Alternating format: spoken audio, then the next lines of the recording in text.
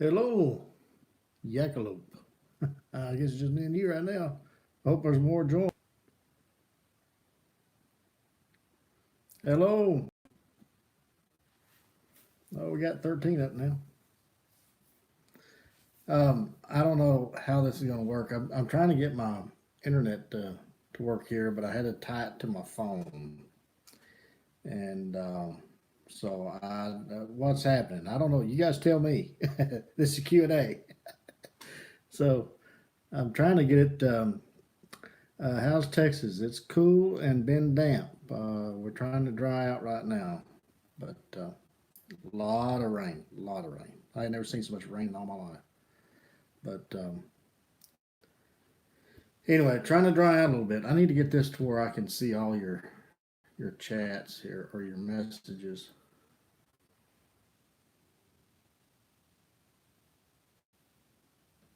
Let me, of course, my um, there we go. Maybe we can do it this way. Okay. I got two things going here, so I'm gonna try to catch all the comments from this one, and I'm using a little small iPad that's tied to my because I couldn't get the internet on my other one to work, and so I don't know. We'll try it this way. How are you guys seeing me? Okay? There a lag or a slow connection?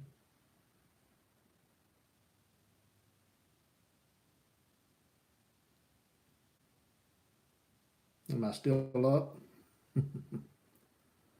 Yeah, I thought it was lagging. I'm trying to see it on the other. My internet is really horrible, but anyway, not too slow, a little blurry. Okay, yeah. Merry Christmas to everybody too. Hey, Mark, how you doing, buddy? I see Mark Gibbs is there. Maybe once it figures out we're trying to do this on purpose, that things will kind of speed up a little bit. Um, yeah, a little blurry and a skip in the audio here and there. So anyway, it's the problem's probably on my end. We're going to try to get through this. I'm here to answer questions. You guys, shoot me something. I'm not good at speaking. What do they call that? Free speech or whatever it is, where you just stand up there and talk. Yeah, thanks, Mark. Yeah, we're trying to make things happen.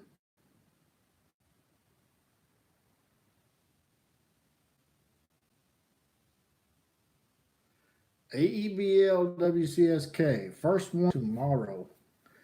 This one is a production, or it's a production knife. They're all going to look like the other ones, um, but this one is going out to one of my marketing teams.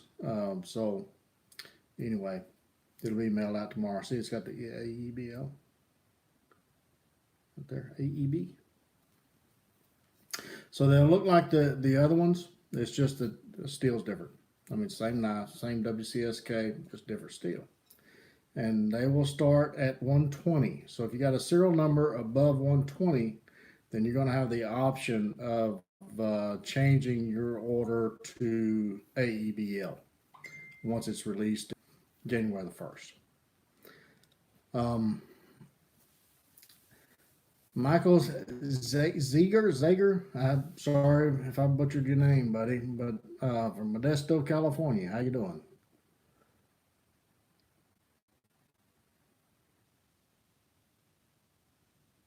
Price on the production knives. All on the website. Everything's on the website. Everything's on the website. Go to the website. Upper right hand corner, three hashes, drop down menu. Everything you want to know about WC knives is pretty much there. Okay. So check that out. But all the pricing is there.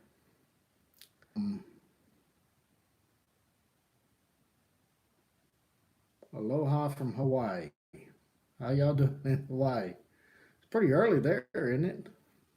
For what, about lunch? something like that. So anyway,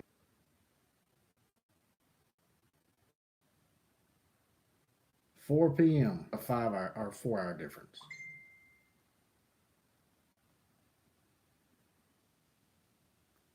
What's my preferred thickness in a knife? Really depends on what I'm doing. If time I prefer a thin blade. Now, on a camp knife, the WCSK has just blown everything that I've ever thought about knives out of the water, to be honest. That knife has destroyed a lot of expectations that I had on thin knives and thick knives and what works as far as slicing and all of that. That knife just it all logic. I find myself comparing every knife that I've designed since the SK to that knife, and in many cases they come up.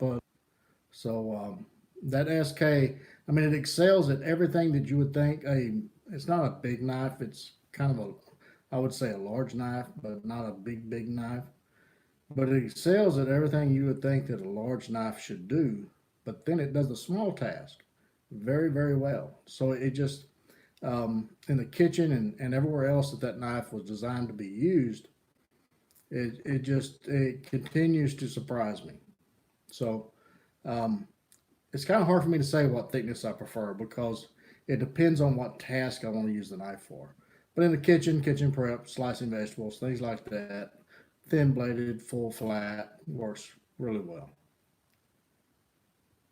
Uh, the daily chore, yeah, we're working on that. I got them water jetted, so they'll probably. I'm gonna try to get those in February, but I got a big show up in February in Pennsylvania, so that's gonna take about 2 weeks of February. So it may be March before we do the daily chores. Hi Dan, hey buddy, I see you're awake.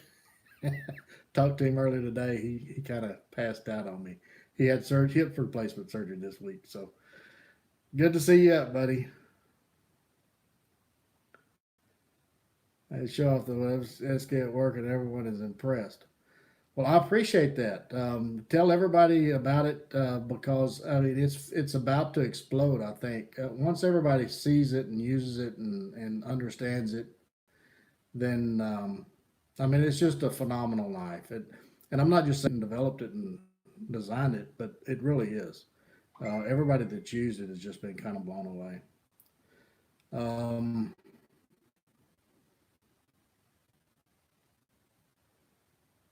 Aloha, how you doing, Danny or Donnie? Donnie, you are awesome. You're awesome. WCSK 76. Yeah, good to see you. You're welcome, Dan. Appreciate it, buddy. Get ready because we got some trips coming up. I really enjoy your opinion on knives. What do you think about a lot of these super steels? Um, actually, I was kind of skeptical of the super steels, and you probably see that through my videos. But I've actually have Pano now that does a lot of my testing for me because I don't have the time to give it the true and realistic review. Um, the So Pano has been doing some comparisons of knives that I've done and other knives, and just to see if the super steel is super steel. And I mean, it does perform better than the other steels out there. Now, the question is, good enough that you would pay the extra money? That's a personal choice. Um, where some would just want to say that one is good enough and keep it at that, and that's completely understandable. But if you want to pay the extra money to get the super steel, it is a little bit better. It does perform a little bit better. Whether it performs 150, $180 better, then that's just a personal choice. Um,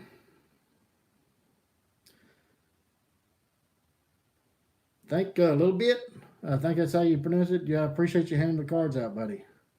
Wait for ABL and need the stainless in Florida swamps. It's coming. You can order one on the website now in '01 and have the option of changes to AEBL January the 1st. You can go that route, or you can wait till January the 1st and order it then. So it's just your choice.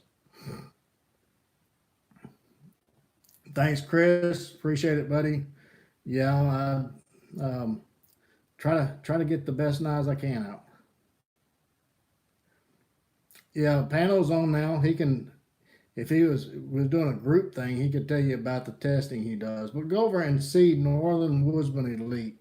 If you're not a channel, him and AB Normal Outdoors, those guys do a lot of testing for me, and to tell me what works, what don't work, what steels are doing performing better, what steels need to improve. It's Pano and Dan Lutz, the ones that carry that heavy load for me, and I appreciate that so much because they do give me quite a bit of information back. Um, Buckeye Bushcraft. William, do you ever wonder what guys are doing and where they would travel to? They're like your babies, you know. Um, yeah, well, once you kick them out of the nest, there's no telling where they may go. I ship, matter of fact, yesterday or what was it, Saturday? Yeah, Saturday I shipped some to New Zealand, um, Australia. I shipped to the UK still, believe it or not. Canada, at least once a month to Canada. They're shipped all over the world. It's a worldwide thing. So they're pretty well traveled, and that's worldwide. So let's see, SK and 3V. Actually, if you watch Pano's channel, you're going to see one in 3V pretty soon. I've got it done. I just need to finish it up. Pano's got some customs that's due next month, so um, we're going to try to get him a 3V. He loves 3V. Pano's a 3V guy, so he will have one. Problem is the books are closing in January, so it's going to be tough to order one after January the 1st, if that's what you want. How long they're going to be closed, I don't know. So we'll just have to see. I'm probably missing some good questions here, but we'll try to get this. Blades are awesome. Can I get my hands on a OG removable scales? No, not a fan of scales. I think that's just something else that you have to worry about coming apart and being a problem. So I don't do removable scales.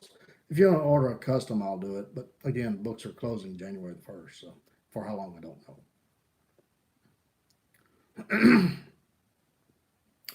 Thanks, Humano. I appreciate it. Same to you. Appreciate you joining while you could. Experiment with the crucible wear yet? No, I really haven't. I've been dealing with this AEBL for about 6 to 8 months, is what Dan and Pano and I have been, and the rest of the team has been working on to actually tweak that and dial that in. And so it takes so long for me to get a steel to where I like it that it's hard for me to branch out into other steels because '01 does so well. AEBL is doing such a great job as far as price wise and steel quality steel in the stainless portion of it. So why try to go to a higher price? Just don't see the benefits of it. And most of the time when you go to these super steels and everything, and touch back on that, is it's hard to see the difference in just daily use. Now, if you go out there and do like Pano does, which sits there and he counts the strokes and he then you can see the difference. But just in daily use, it's really hard to see the difference in the super steels and just well used, well tried and true steels.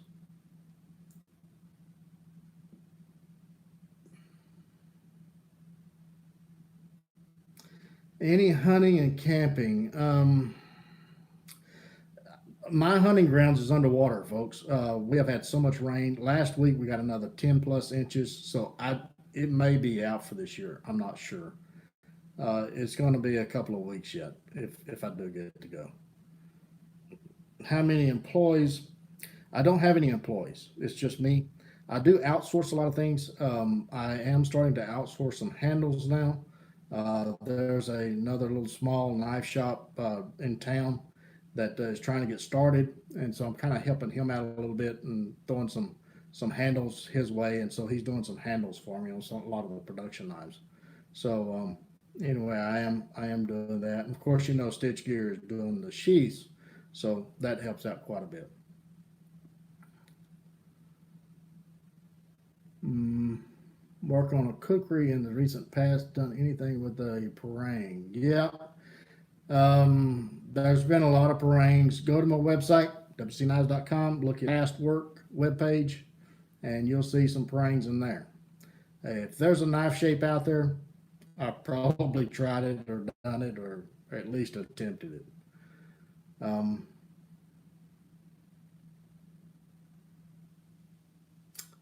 can we order an SK after January? Absolutely. You can order any production knife that you want to order after January. Just no custom work.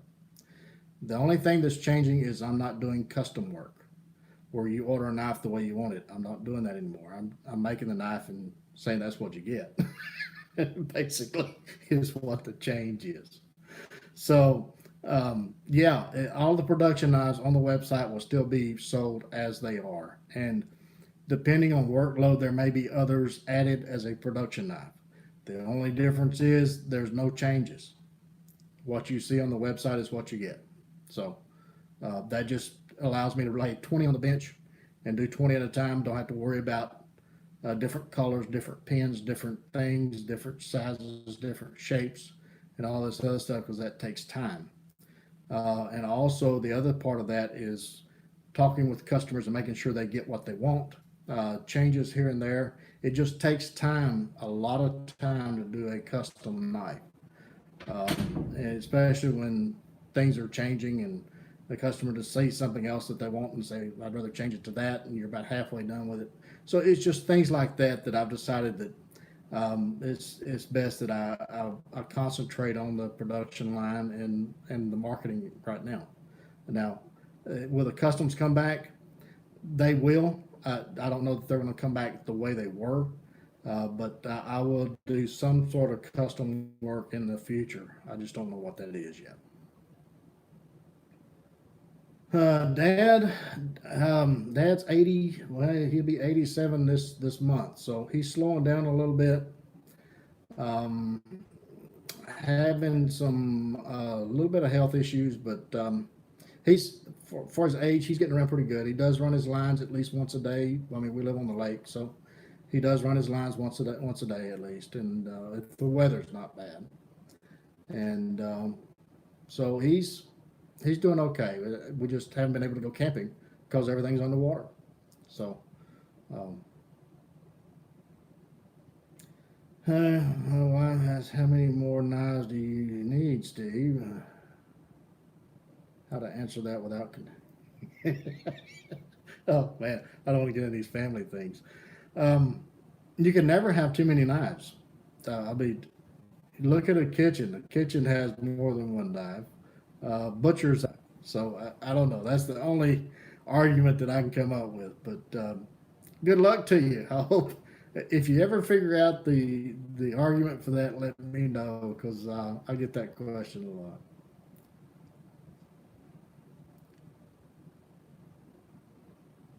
Yeah, Jeremy, it's been wet here, buddy. I know. I haven't cut the grass in probably a month and a half because it's just too wet to even cut the grass. So I can feel it, feel your pain.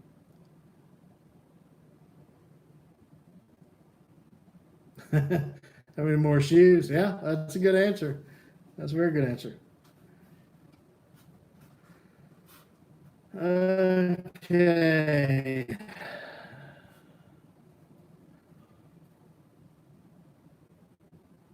I think I'm caught up. But the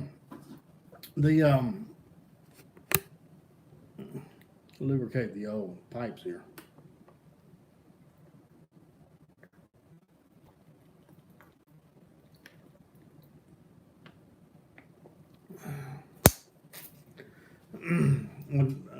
Was it JRYN? I did a job in Indiana, Pennsylvania, back in 90, I think it was 94 or 9, no, it was 95 or 96. And it was a 30-day job and it rained for 30 days. I was on a construction site and we put that Western Auto in, or parts of America in Indiana, Pennsylvania in the rain for 30 days. So I know exactly how I can get up there in PA. So anyway, come out and see us. We're going to be in Harrisburg, February. Great American Outdoors or something like that. February the 2nd, I think, is the kickoff. It's about a 10-day show. But come see us. Me and Randy will be there.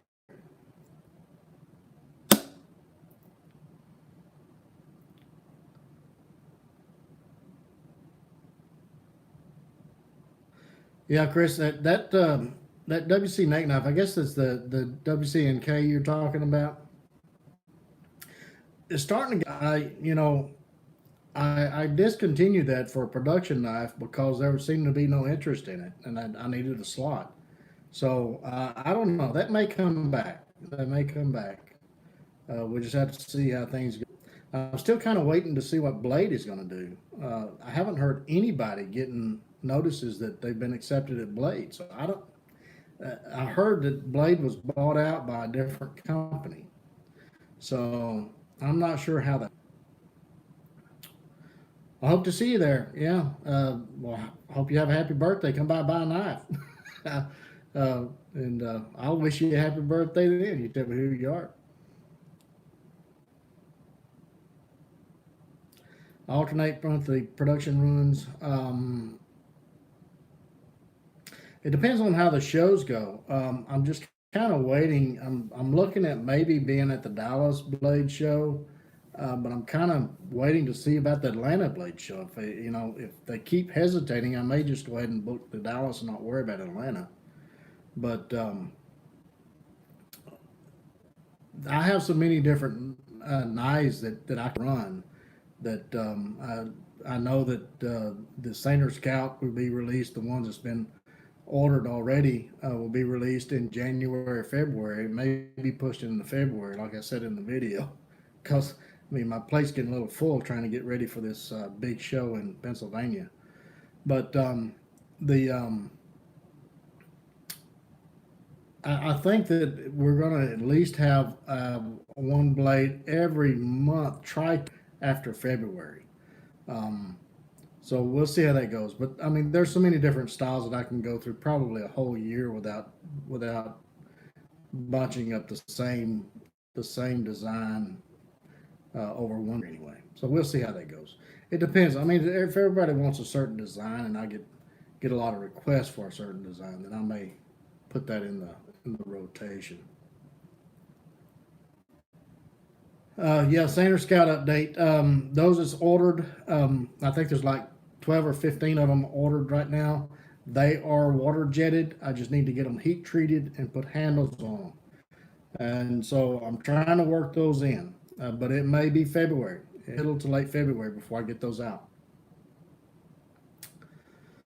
How did I get into knife making? Well, my first knife actually I made in high school at metal shop, and the shop teacher actually helped me heat treat the blade. You try that nowadays.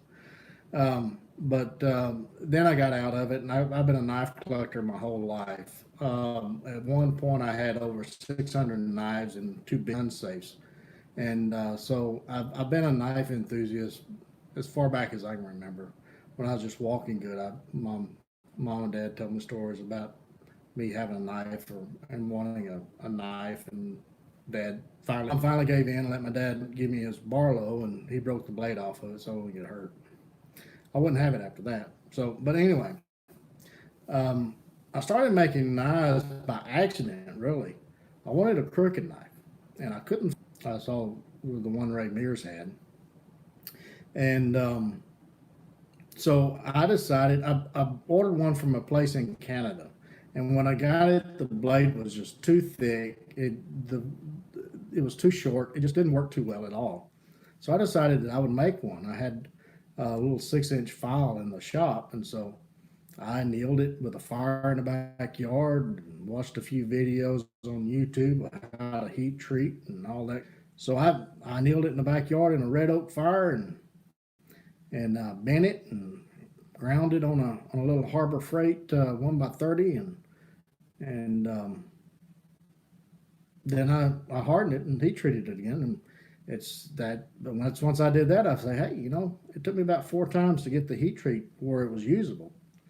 But that really showed me that hey, you can do something with this. And so I started playing semi-retired from the construction industry, and so a friend of mine saw one of the knives I made. He said, hey, you should sell those. And so I put one or two on eBay, and they sold. And so I just started selling them on eBay, and it just kind of grew from there. So um, November will be 6 or 7 years that I've been actually doing this full time.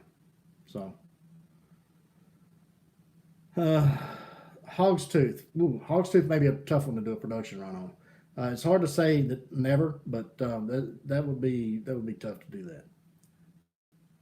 That you made to a celebrity, actor, politician, or TV personality, at least that you're aware of.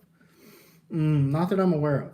Um, I know that Mr. Taylor at um, in Tulsa, knew Lee on Gunsmoke, the knives and went on about them, but he didn't buy one. So, but that's as close to a celebrity that I know of that's actually handled them. Master was, but in 70. Yeah, I get asked a lot about changing the size of the Master Woodsman. And back when I was doing R&D, I went through all kinds of different sizes. And to me, that's the optimum size for that intent. Now, I have one in the Saner Scout, and then there's another smaller one for the Junior Woodsman. But as far as what that knife's intended to do, a general all-purpose camp knife, woodsman, hunting, that type of thing. Once you get up to 7 inches, the balance is off. So it's not the best option in my opinion. Now I have done a HD in 7.5 to 8 inches and in 3/16 steel. So I run and for my use, the 6-inch blade with 5/32 just makes the best all around general purpose blade for that need. So well, it work as a fishing and woods blade as well as a camp chores. Well, that's what it was designed to do. Dan Lutz on his channel, he shows him filleting a fish with the Master Woodsman. So it's a great knife. It really is. Yeah, the Harrisburg show is a big deal. I'm really looking forward to that. Explain the cryogenic treatment process and its benefits. Love your Whittle Talks. The cryo treatment, what it does is it just shrinks the molecules even tighter in the steel. Basically, you're submerging the steel in negative 300 degrees. So what that does is it just tightens everything up. And the benefits of that is even in the O1, the molecules are so tight that it's hard for rust to get a hold on it and start rusting the blade. It will do it, but it's just a little bit more rust resistant. It's just a little bit sharper, holds a little bit better edge. So it is very beneficial, especially in some steels. 3V, again, it's a little bit more rust resistant. And it's almost from what my use of 3V is. But it just makes the steel perform better. Hope that answers your question. How that's done is dipping the blade in nitrogen. That's cryo treating. Now you do get the other what is considered cryo treating in some circles of dipping in dry ice, but I mean you're only going to get about a negative 100 on this. It helps a lot, but it's not really a cryo treat. A cryo treat is using nitrogen to freeze the blade.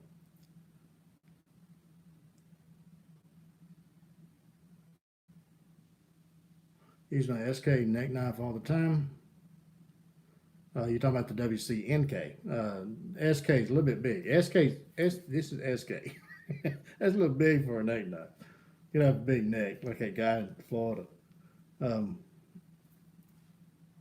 so it's underrated. I can't understand why more people on that. A lot of times it's the size of the blade. They don't think that it's worth the money. People don't understand that whether you make a knife this size or you make a knife this size, it still takes the same amount of steel, same amount of work, same amount of handle material. So all the cost is the same. People just don't want to pay the same amount for a small knife as they do for a large knife. Okay, so it's economics really in a lot of cases. Do you use a annealing process after heat treat? No, once it's heat treated, you don't want to anneal it again. Now, the only time I'll anneal steel is if I get it too hot during the pre-grind, which I never do. If you do get it too hot during the pre-grind, then you do need to do an annealing process. But when the steel comes to you as the knife maker, it's already annealed. No, don't worry about the anneal. Average working day, I don't have an average working day. There's days I get out in the shop at 3 o'clock. There's other days I don't get out till 9. A lot of times I'm on the computer from 4 o'clock till 7 o'clock, talking back and forth on emails, responding to emails, ordering materials, looking up things. The thing about this knife shop is, whether you're in the shop grinding on blades or not, you're still working because you're doing marketing, you're doing shipping, and I package all my knives up. I write I do the labeling on the computer. I put the packages together. I take them to the post office. I do everything. I mean, I don't have anybody that even cleans the shop up hardly. Um, so a typical day, I really don't have one. I just do that day what has to be done, and sometimes it may last 6 hours, sometimes it may last 12 hours, 15 hours. So it's really no typical day.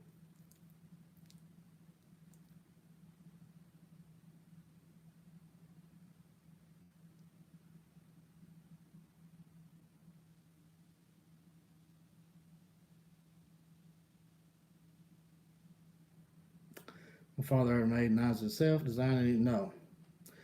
Uh, the only thing Dad has ever done is fish, hunt, and cut log.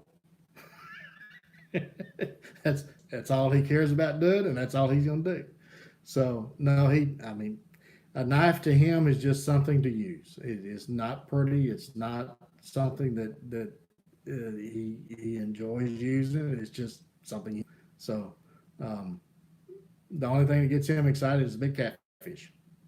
That's it.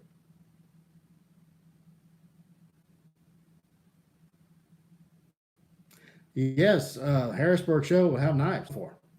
We're gonna have just about everything that you can think of. We're gonna have some SKs. Gonna have some Master Woodsman's, Sander Scouts.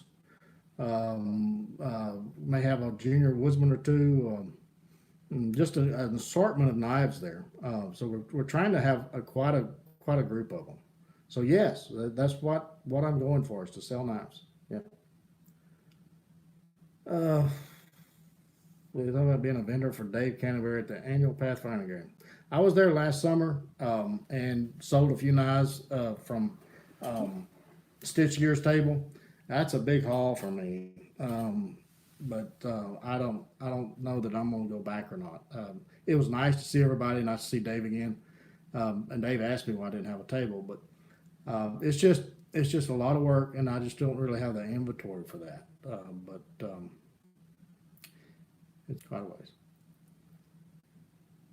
The Master Woodsman, yes, every blade coming out of this shop now, as of 2 months ago, 2 or 3 months ago, is cryo treated. So yes.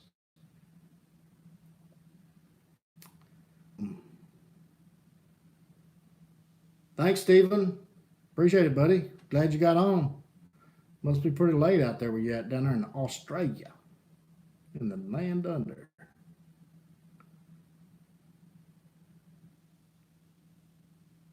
how many WC knives are you going to make in the AEBL stainless? Depends on how many orders. It's just like the other ones. If you order it in AEBL, I'll make it. There will be a wait time. I'm not going to make any in advance. Problem is they sell as quick as I make them, so I might as well just let you guys order them and make them like I've been doing. I'm trying to get a little bit ahead of them, but man, when you sell 130 blades in 8 months, in just in SKs, that's not counting the 40 to 50 Master Woodsmans, the 15 to 20 Sander Scouts, and the Junior Woodsmans, and everything else. And I have run shop since all of this started. So, man, I appreciate it, guys. I really do. You guys have been just phenomenal. Um, and I appreciate everybody out there for every sale. But yeah, it's hard for me to get ahead of it. So that's one of the reasons I'm kind of letting the custom orders go for a little bit. But the problem is I still have custom orders on the books for next year. So it's going to be a year before I really see the lag in the custom order work. So anyway, maybe to keep me off the phone, off the computer for a year, setting up the following year in custom orders. So maybe that will help out a little bit. WCSK knife design, and did you draw off other blades or inspiration? If you go back to my channel, the YouTube homepage, you'll see a playlist for the WCSK, and it'll show you the process and how the design changed throughout the whole R&D process. Yes, I drew on every design of our life to make this knife. You'll see influences for the cookery, a big influence on the cookery for the sweet spot. You'll see the Scandi portions of it for wood processing. You'll see the bumps, and every part of that knife is designed for a purpose. Once I got done with it, then I tried to kind of blend everything together to make it at least a little bit more of an eye appeal. But that was not the goal to begin with. The eye appeal was never a consideration. It was from the pommel to the tip, what do I want this knife to do? And what part of this knife do I want it to do? And what's the best shape of this blade to accomplish that function? And that's how that knife was made. I would tweak it here and there. I would send it out to Dan and to Blackie and say, okay, try this, see how it works. And they would give me feedback, said, hey, it ain't working here, or it's working there, and you need to change it here. And so I went through that process, and that's the end result is the SK of what is shaped now. But if you go back through the homepage and look at the SK playlist, you'll see the evolution of it, how it progressed during that process, and all the tasks that it was put to make sure that it accomplished those tasks.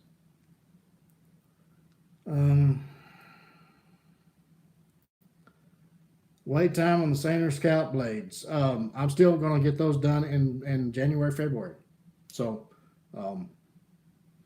as long as you order it here in the next few weeks, as long as I can get it in with that batch, then yeah, probably February will be when they're. Favorite spot to camp, and explain your ideal campsite setup. My favorite spot to camp is up the river, the Toyac River on the National Forest land. And my favorite setup is a hammock, and not much else. A steak maybe, but just a hammock and roaring fire, and that's about all I need.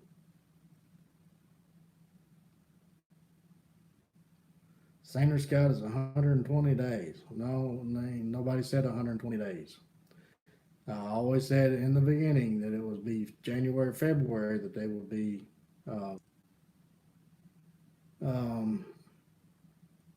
Well, also, man, your knives have a bit of magic in them. Well, thank you. I'll try to put a little magic in there. Try to get a little blessing in there for you guys. How will your handle fit my hand? Well, it depends on the knife. When we developed this SK, Blackie, if you looked at Blackie's videos, you know the size that Blackie is. One of the thing is the handle and how many hand it'll fit. And I tried to go the gambit between Blackie's hand and Dan Lutz's hand, and Dan is a big man. So this handle felt good in Blackie's hand and also Dan's hand. So that's about as happy a medium as I can get as far as the perfect handle for a lot of different sizes. So the SK, I know that that's the case. The other knives, I don't know. You just have to feel one at one of the shows or something, or borrow somebody's, I guess, to answer that question.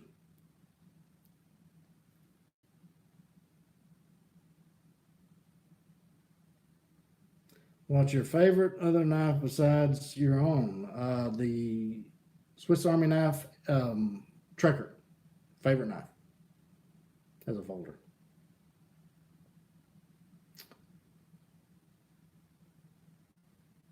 Ordered straight away a month or so ago. I love the design. Longer now you're busy. No, still looking at January, February, probably February. I'll be close to it because I'm trying to get blades out or blades done for the show in Pennsylvania in February. So it's probably gonna be the end of February before I get the scouts completely done. And there may be a lot of trickles here and there of getting some out before then, but if you ordered late, then it's probably going to be late February. Bunny.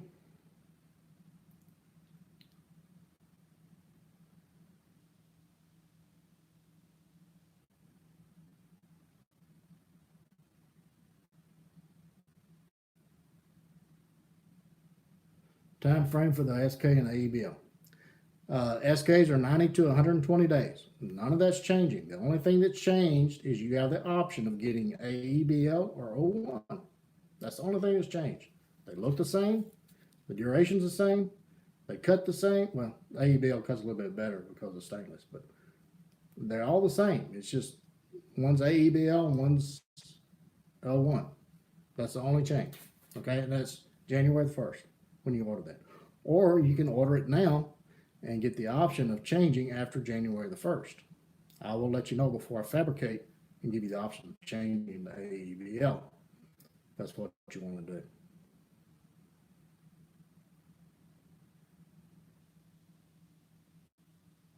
Yeah, Blackie's reviews were great. Blackie's been a big help, I tell you. I've done D2. Don't like D2. I've done CPM D2, like CPM D2. But not just the regular D2. A2, I've done a lot of knives in A2. A2 is a good, decent steel, a little bit higher than AEBL. It's not as stain resistant as AEBL. I just don't think it is as good as AEBL when it's heat treated properly. So, I mean, I got to throw that in there. Not many people heat treat blades as well as they should.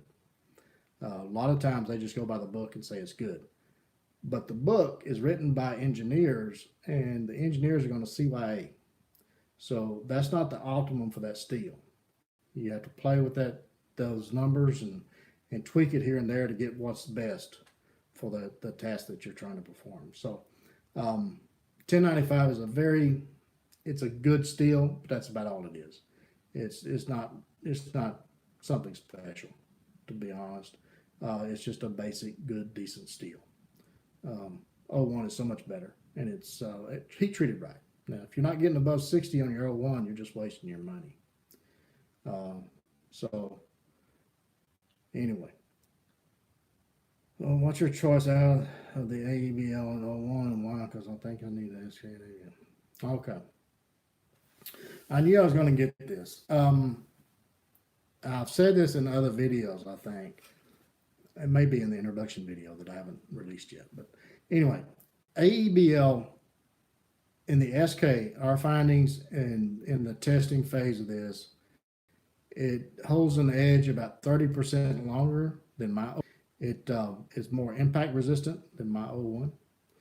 It's easy to sharpen as O1.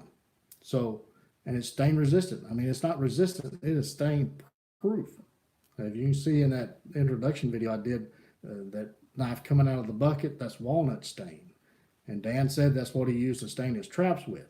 And there was no stain on that blade. So that's stain proof. It's not stainless. So we've tested it with salt water. We've tested it with lemon juice. So AEBL, hands down, is the better steel. Period. There's just some people are going to stick with the old one because that's what they know, and there's nothing wrong with that. So, but me, AEBL.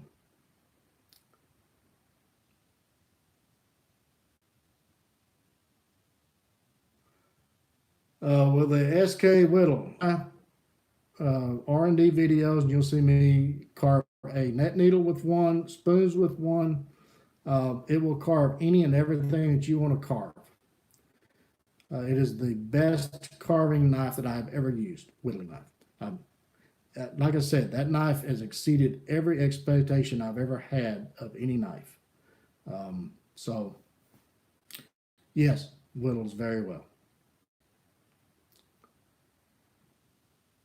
Carlos watching the Fish Universe. Who won, Carlos?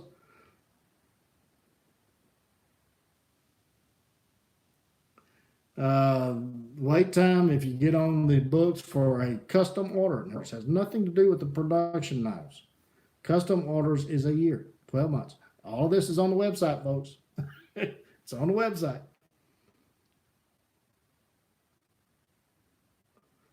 Air Force. I was a crew chief on a KC-135. Don't even know if they're still in the inventory or not.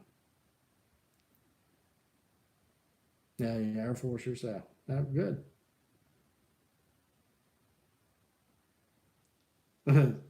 Pano says you need both. I don't know what he's talking about. So,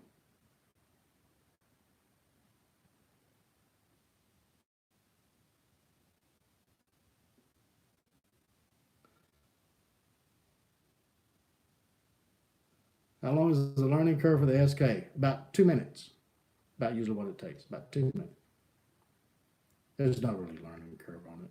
It's just if you know how to use a knife, you know how to use the SK. It's just kind of getting used to it a little bit. You got there and do a tri-stick with it, you got it down.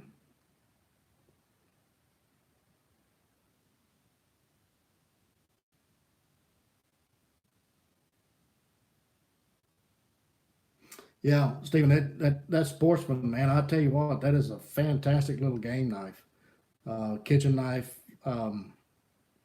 Me and Pano had a little discussion about that. He always liked sabers, and I said, "You wait till you try this."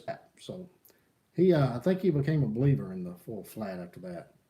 That it's just like a little laser. Especially in the AEBL, man, that is phenomenal steel. It really is. Mr. Awesome Glock, look forward to meeting you as well. 5 of your knives, they are great. Thank you for this on. Well, thank you so much, Robert Little.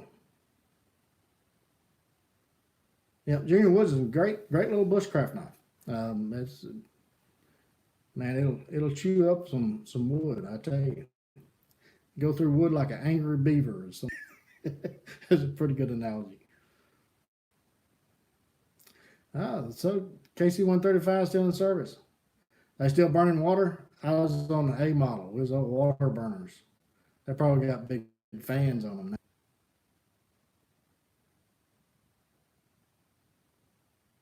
Well, thank you, Mr. Awesome Glock. I hope and I intend to do well at that show. I'm really looking forward to that. I'm trying to get the WC Knives name out there and get a little bit more publicity and see if we can take it to the next level.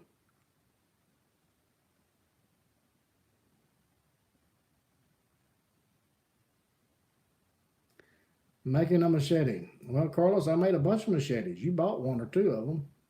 Um, so I don't know. There's a lot of people making machetes. I'm trying to get back to designs that kind of develop myself. There's a lot of people making knives out there that's the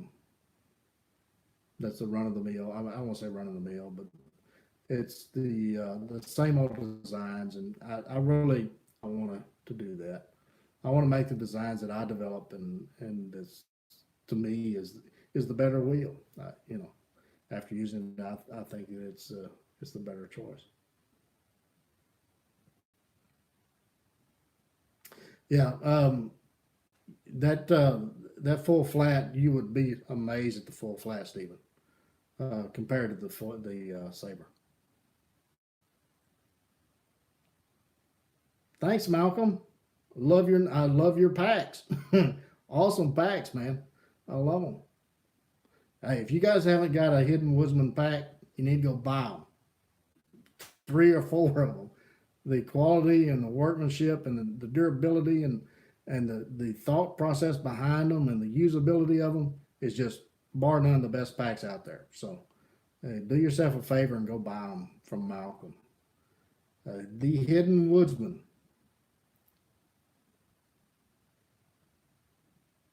Yeah, I've been thinking about doing this live for a long time. I just didn't know if anybody would be interested in it or not, to be honest.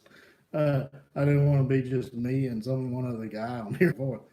But yeah, we may try to do this a little bit more often and give you guys a chance to ask questions that you really don't get to ask. Um,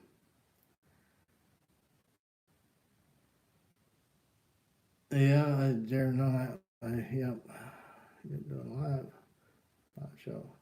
How big do you want WC knives to get? Well, that is a very good question. Um, I got out of the rat race and I really enjoyed it for several years, but the problem with me is I can't do anything halfway.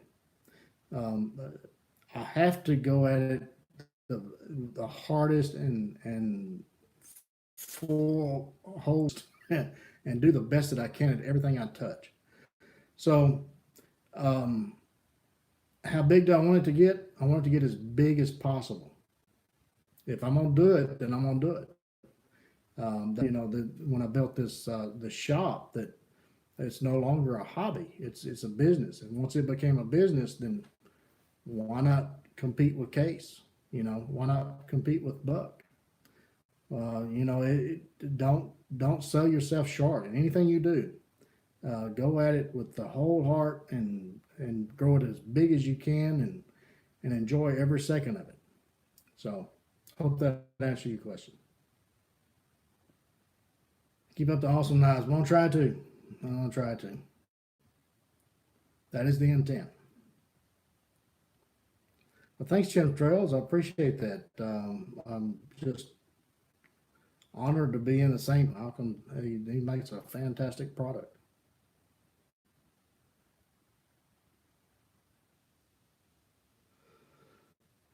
No, Ron, I'm not going to be in the Ohio show. I'm just too busy. I'm trying to get everything ready for the Pennsylvania thing, so I'm not going to be at the Ohio thing with Randy. But I'm sure Randy will say all kinds of she's. He'd probably say a few knives too. He's got.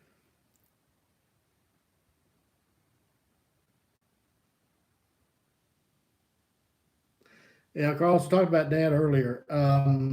Dad is um, he's he's doing okay. I mean, health issues. He's got COPD real bad, and he had the problem with his heart the other day, so he's been going to a heart doctor. But he still manages to run his lines when the weather is okay, and he still enjoys that. We haven't been able to go camping because everything's underwater out here. So, but anyway, he's 87 years old.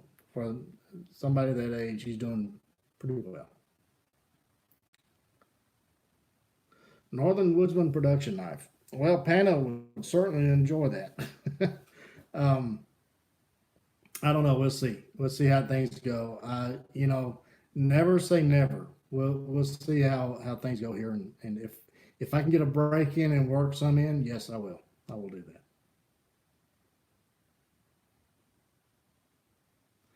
Yeah, keep a balance with life and work. Yeah, that's very good advice. As it, this is a hobby, and I enjoy doing this, so that's the reason I spend so much time at it. Production run of Junior Woodsman, probably at some point, just don't know when. Um, we'll do the Junior Woodsman and AEBL. At some point, we'll probably have every knife that's a production run as a AEBL option. Uh, at some point, um, we just have to say I don't want to get too many orders on the books that I can't fulfill them in a reasonable amount of time. So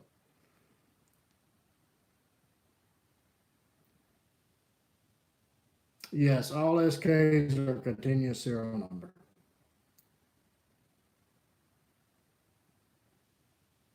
Current number is the 130s. So if you order a knife now, it'll be in the 130 range. I don't know exactly what the number is. Cell phone's been off about 3 times since we've been talking, so could have orders in now. I'm not sure. I usually get 2 to 3 a day, so I don't know where it's at.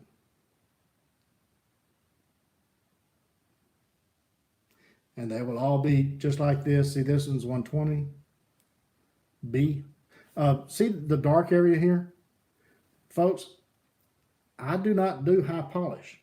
So if you're expecting one of these knives to come in perfect lines, I mean everything just perfect like it was done on the machine, is not going to happen. Okay, there's going to be a little bit of heat treat marks. Every knife is going to be a little bit unique, not just the serial numbers, but they're going to have a little bit of heat treat marks on them. They got a little bit of grind marks on them. They're going to, I mean, the handle's not going to be perfectly symmetrical like you would see in CNC machines because they're all done by hand. So if you're expecting perfection, it's not coming from WC knives. I can tell you that now. But all of that is aesthetics. These knives are designed to work. So they're not designed to be put on a shelf and looked at.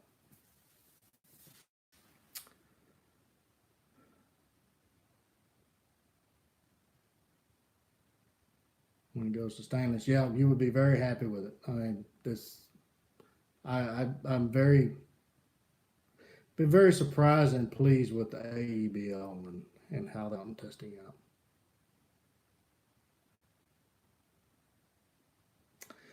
out. Stephen, I'm outsourcing a lot of things, like I said, on handles and things like that at the beginning. I don't know when you came in the deal, but I have someone doing my handles now. It's a local helping him out, and he's helping me out, taking care of some. So we'll see how that goes. But if I can't hire employees for this shop here because it's just too small. So if this thing explodes, then I would actually build a bigger shop or buy a bigger shop and go full time. And if that's what has to be done, then that's what we'll do. So we just see what the demand is. Uh, Thank you. Yeah, I appreciate all your support there. LILBIT 1016. Yeah, I appreciate all your support, buddy. I really do. Heroes and idols. I really don't have any idols. I don't believe in putting faith in man. The My heroes are the older trailblazers like Lewis and Clark, Kit Carson, Jeremiah Johnson, all the mountain men. Those are my heroes because I think that they expanded the West and made this country what it is today through just sheer grit and determination and bravery and heroism. But I don't really have any idols. I just I think that if you put too much faith in money, so um, going to produce SK neck knife and AEBL. Well, there is no SK, not in the neck knife. There's a WC but I don't know. I may bring it back. Like I said earlier, it's just one of those knives that no one really wanted it because they thought it was a small knife and it shouldn't cost that much. And not realizing that it took the same amount of metal for that as it does a big knife and the same amount of labor to do it. And so the price should be pretty much the same. Um, who knows? I mean, that's one of those things that you never know. 2 months from now, we may decide to bring it back, and Not really sure, but it does seem to be picking up steam. There's a lot more people seem to be interested in that that W. It was when I brought it out, really. Because when I brought it out, I was selling 10 to 1 the S case of that little naked knife, and it was taking up too much time for that, so I had to drop it from the production line. I was very impressed with the edge retention and recovery of the AEBL playing with some prototypes. Yeah, yeah. Mike was doing some AEBL.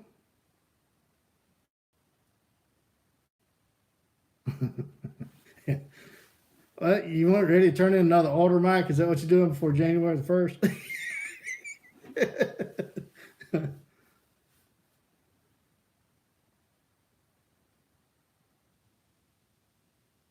Recreational throwing. No, I don't believe in throwing a knife. I know there's knives designed to do that. It's just not my thing. Um, so I doubt if I'll ever design anything for that.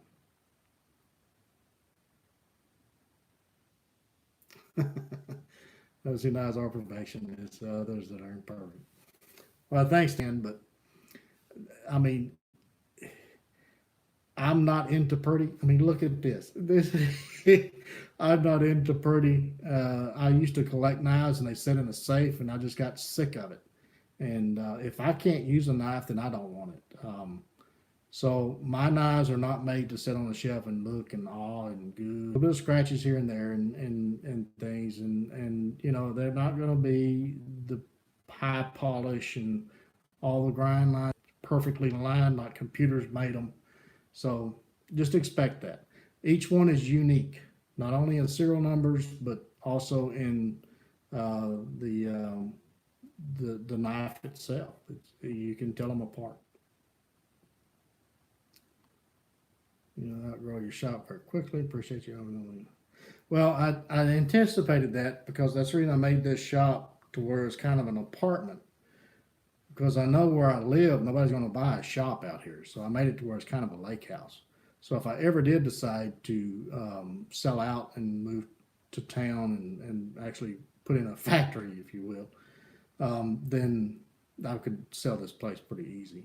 So it's always been planned. I've always planned ahead. I mean, my background for 14 years, I was in senior management on construction companies. So um, I go into things with plans. I don't just hop into.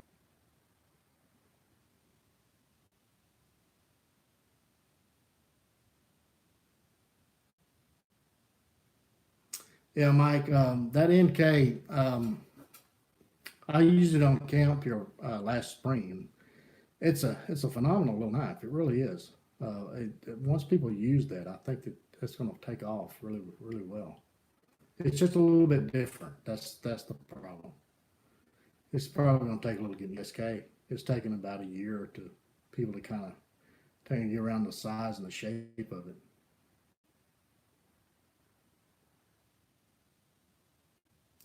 Woodsman's Bolo. Yeah, I need to tweak that design, adjust my heat treat a little bit, and some of the designs on it because it just didn't perform the way we wanted it to perform.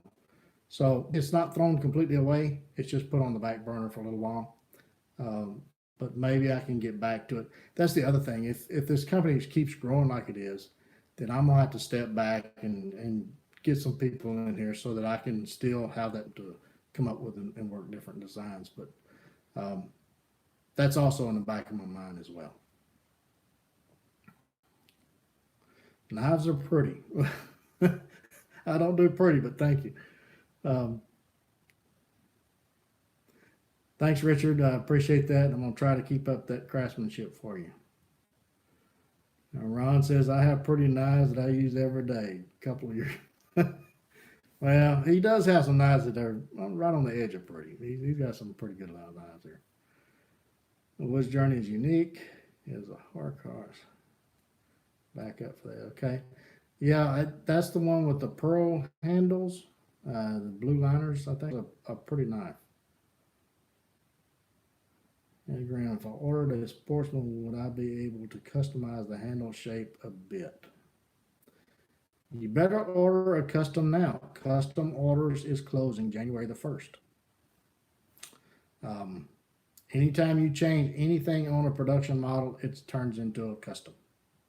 So keep that in mind.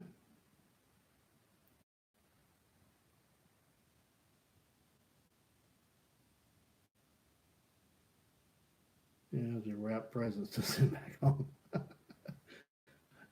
Well, with that hook down on the NK, it'd probably be a good little cutter on. I know Randy uses his in leather in his leather shop a lot.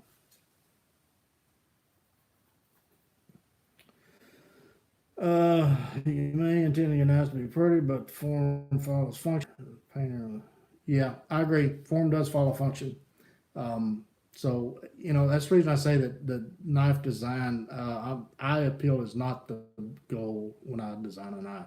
The goal is function, and knives that work. I believe that motto with whole heart. It's not knives that's pretty. It says knives that work, not only in quality but also in function.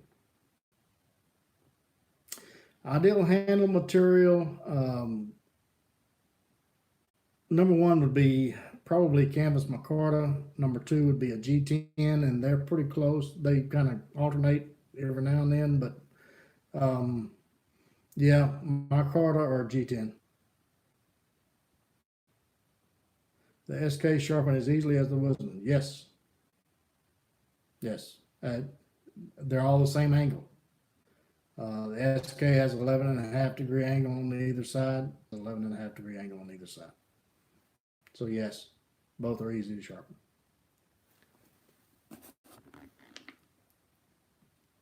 And there's a sharpening video too on my. If you go look at my playlist on the SK, I mean, all this stuff is there, folks. Help me out. Watch all my videos. There's 400 of them, by the way.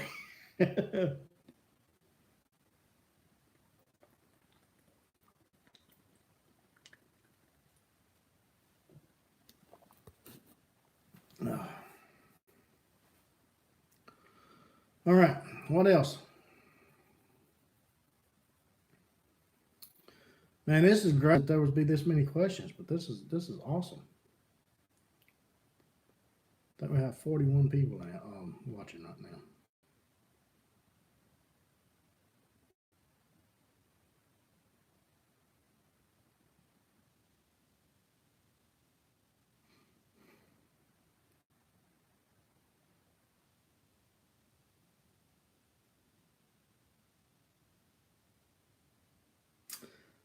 Yes, I have used the ceramic rods, and they're a close second to the mini steels. Um, the ceramic rod puts a little bit more polished edge on them than I like. They will sharpen very well with them. Don't get me wrong, but that steel seems to put a little bit more rougher edge on it that I prefer. It just feels a little bit sharper to me. So, but either one works fine.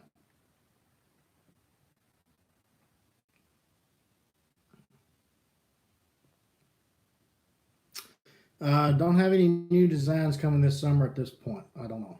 Um, you never know when I may wake up with a new design in my head. But right now I don't have anything. Yeah, keep up those older vids. A lot of good stuff in there.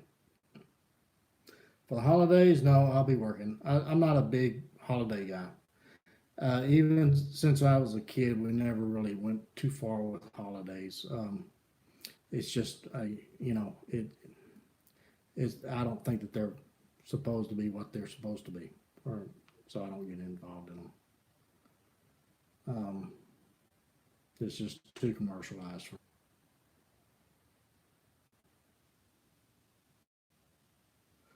Oh, that's good deal, especially the camping videos. We get to do. Yeah, I hope I get some time out there too, my friend.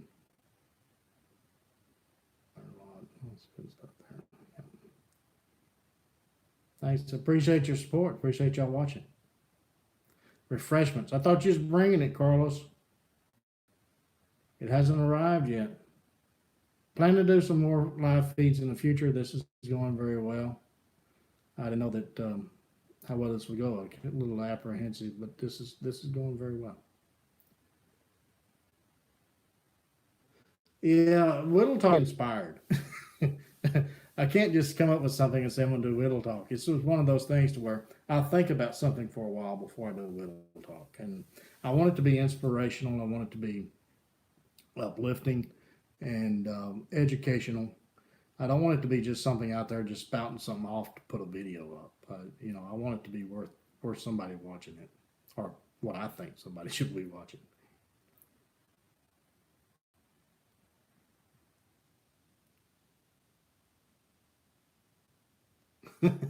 Ron. Well, Ron, the reason I test them and abuse them the way I do is because there's people out there that wants to do it too. So I want to make sure they'll do it before I have somebody out there start beating on it. So that's why I do it. I don't think that everybody should. I don't agree with the batoning thing. I don't think a knife should be baton. Um, I don't agree with a lot of things that's being done on YouTube. I think it's ludicrous myself. Beating a knife through a nail is just completely absurd to me. I mean, a cold chisel will do the same thing, but it doesn't slice a tomato very well. So, but anyway, that's my knives. So we try to do it real world, where if you needed that knife, if it was designed to do that, then that knife has been tested to do that task. That's what we try to keep. We don't try to abuse them just to be abusing. And once you see all the knives that goes through the testing on the AEBL, you'll hopefully you'll see that it's just not abuse. It's actually real world get out of a bad situation test. That way, you know that that knife has been tested to perform that task if you need it to. You don't have to test it yourself. You know it's already been tested for you.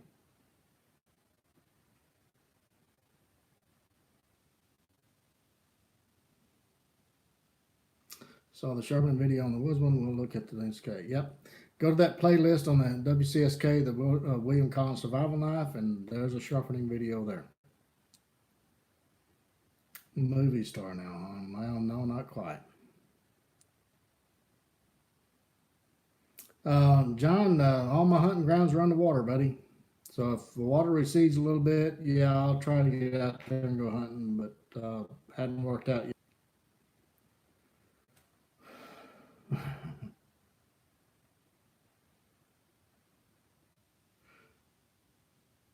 Yeah, Ron, I think we're on the same page too, buddy. I'll be doing a video later today with the WCNK. I'll share it on your page. I had a request to show your food prep. I haven't shown that. I thank you for your support on the group. You're welcome. And yeah, it should do well on the food prep. The NK, I've seen you cutting a chicken up with it. It's pretty good cleaver, ain't it? Proud to have you too, Carlos. Appreciate your support.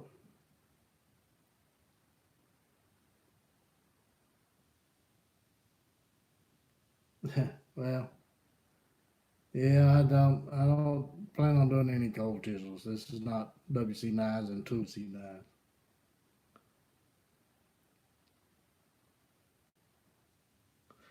Yeah, the monthly special for this month will be the Woodsman's Classics, which is basically a variation of the Skookum Bush tool. Same blade design, different, completely different handle. Um, I think my bevel is a little bit different than the Skookum. So, but the handle, I never liked the handle on the Skookum. The Skookum was just too small. I just didn't like it. So I put my handle on it. So I like that better. Bug out prepper concept of preparing for huge disaster. What do you do in those situations? Um, well, that prepper mentality or prepper term is new. Um, but I was raised always prepared. I mean, I mean, it's just part of life. We always canned. We always had food in the pantry. We was always ready for an ice storm. We was ready for a tornado. We hurricanes. I mean, we have hurricanes come through here. So um, the prepper thing is just a new term. If you asked your grandparents, they were preppers too. Um, whether they lived in the city or where they lived. It's just they were always prepared for the unforeseen things. And the reason for that is because most of them lived through the Great Depression. And if you look back at that mentality and that time frame, then all of them were preppers after that. If they weren't, they died. But so yeah, I agree that you should be prepared for any natural disaster or anything that could possibly. You're not going to be prepared for everything, but at least be prepared for something. So yeah, it's always a good thing. Don't trust don't trust somebody else to take care of you. Trust your own self. So self reliance, and again, that's another term I think is a little misleading because you're not going to be able to do everything by yourself. You're going to need some help. So trying to be a self reliant person, that's a good thing, but don't depend on yourself for everything because you're going to be in a world of hurt if you do. I think it's going to take a group of people to make it through a serious disaster. So don't believe the hype, folks. They're just trying to say something, just like trying to say your knife.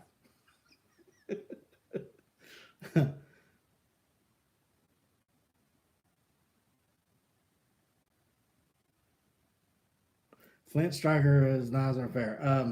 No, I use kilns. I don't use forges, so the Flint Striker is not something that I would do.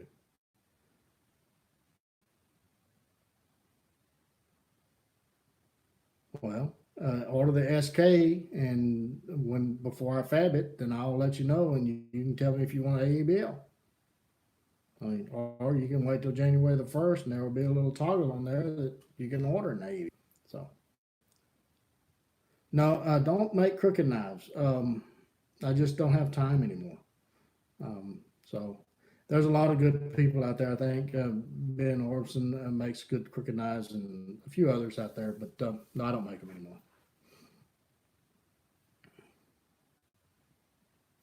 Yeah, Christopher talked about the whittle on the stick, or whittle talk videos. Only when I'm inspired do I make those. I don't make them. I really hadn't had anything to say that I thought it was worth a whittle talk. So, but you never know. I may wake up inspired one morning and do one. We'll see. Another book. I would love to. I've got some ideas, but I mean, right now the knife thing is just taking up all my time, and by the time I get out of the shop, I'm just too tired to write. So we'll see if if it gets to the point get a factory going, like some people are saying. Then I may have some time to do some writing then. But right now the knives are paying the bills. Books are not doing anything really. I get I think like $20 a month on the books, but um, well spoken. Well, thank you. What knife design would you recommend for a youngster to learn the basics of carving? Lean in your lineup. Well, it depends on how mature the kid is. I mean, I had knives since I was walking, so it's kind of a parent thing. You know your child better than anybody. If they're ready for a knife, then I would start them off with something small that fits their hand, maybe a Mora or something like that that's cheap so that they can learn to sharpen it without wasting a lot of money.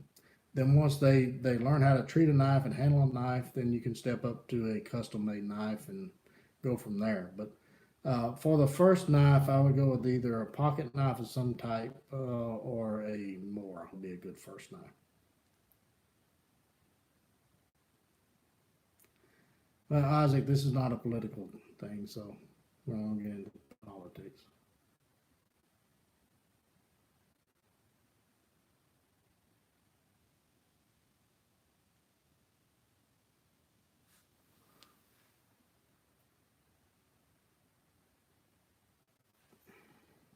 Can somebody remove him?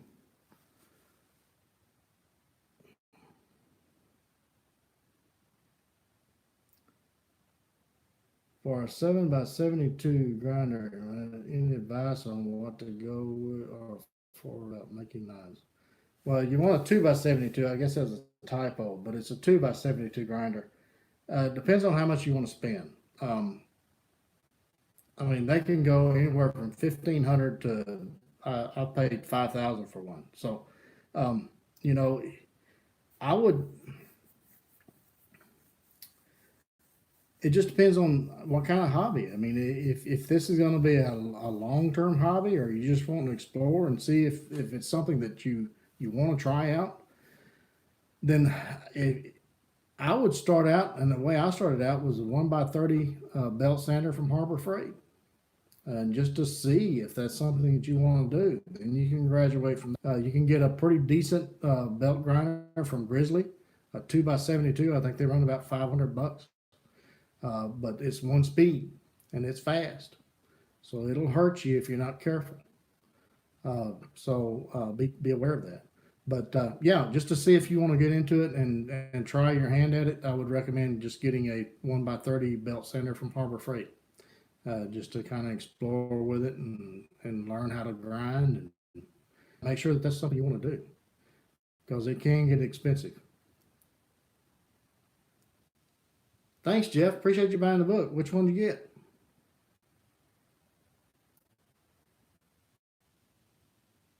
The Mora Rookie is a good knife for beginners. Yeah, I agree with that, Steve. Mora is just a great little knife to begin with on wood carving. Mora's great at wood carving. That is one thing that Mora is good at.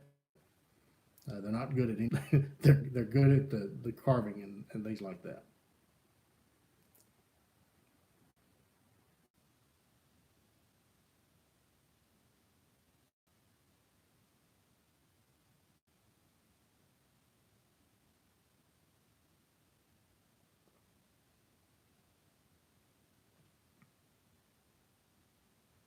I appreciate you joining, Steve. Have a good night, buddy.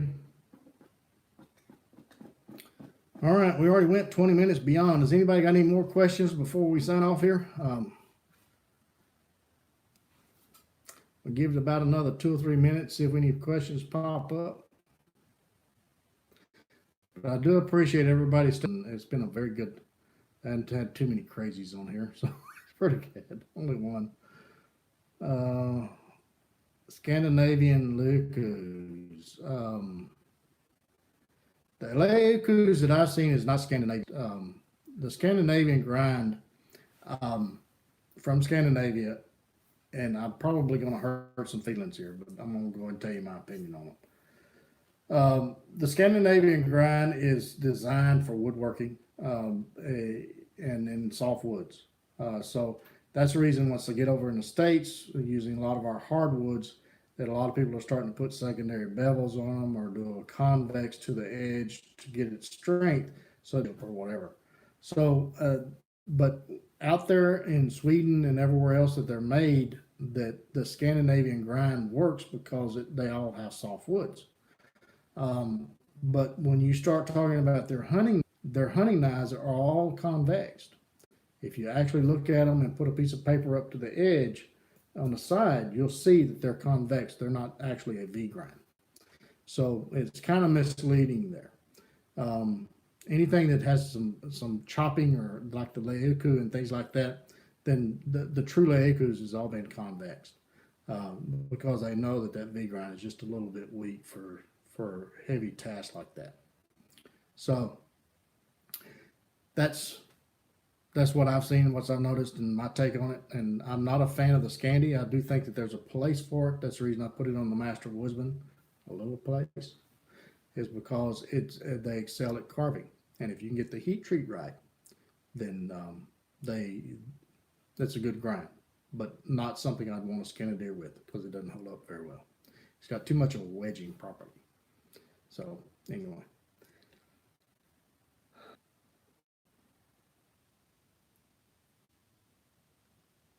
Thanks, Dan. Have a good night, buddy. Get well soon. We got some knives to test. Got some campfires to sit around and chat.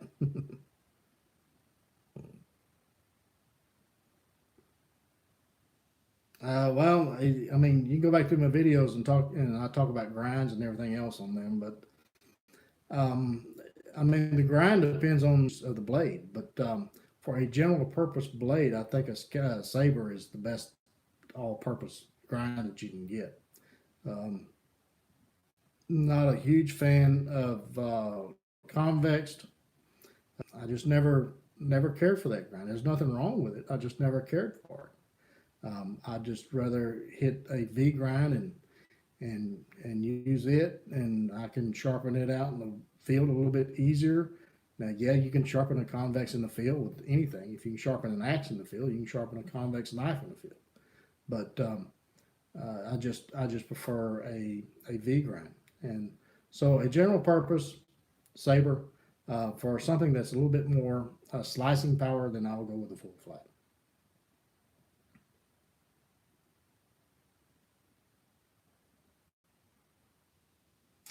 How about a plug for the PA show you will be at?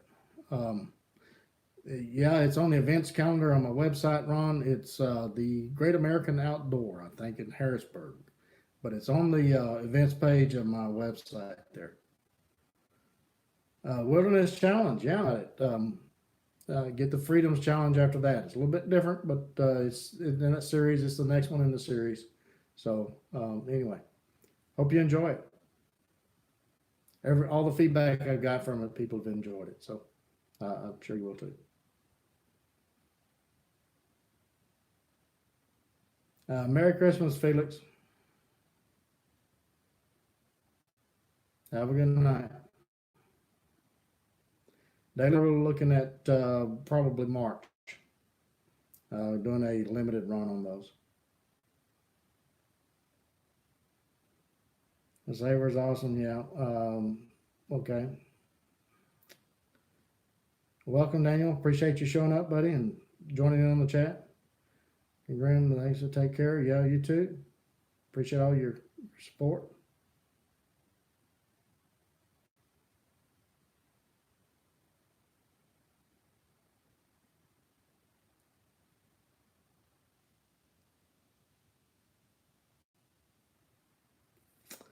All right. Well, I think that should be it. I enjoyed it, and we'll do them. And until the next one, you guys be safe. Be careful through the holidays, and enjoy family. That's what it's about. It's not about all this commercialism and junk. And but enjoy your families, and be sure and get out in the backyard with on a stick. Take painting band-aids, lots of knives. Bring a child with you. Teach a child to appreciate the great outdoors. And we'll do this tonight.